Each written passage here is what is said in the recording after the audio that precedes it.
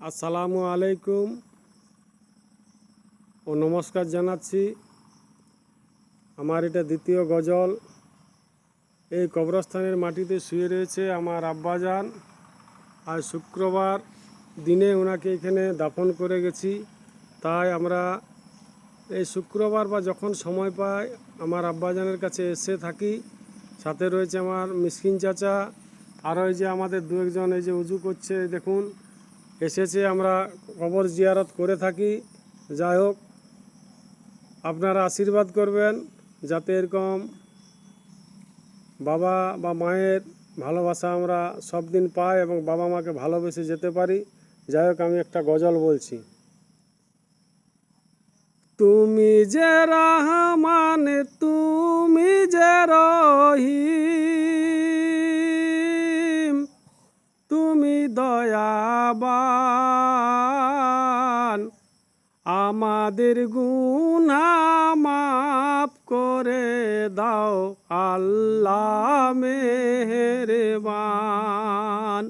সুবহানাল্লাহ, আলহামদুলিল্লাহ। তুমি যে রহমান, তুমি যে রহিম, তুমি দয়াবান, আমাদের গুনাহ মাফ করে দাও আল্লাহ মেহেরবান। পাপের বোঝা মাথায় লইয়া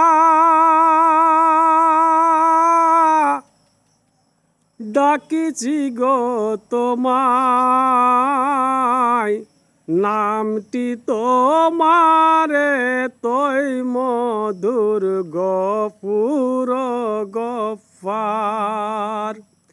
তুমি যে রহমান, তুমি যে রহিম,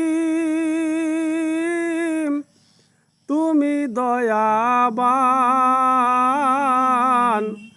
আমাদের গুনাহ মাফ করে দাও আল্লাহ মেহেরবান, আমাদের গুনাহ মাফ করে দাও আল্লাহ মেহেরবান।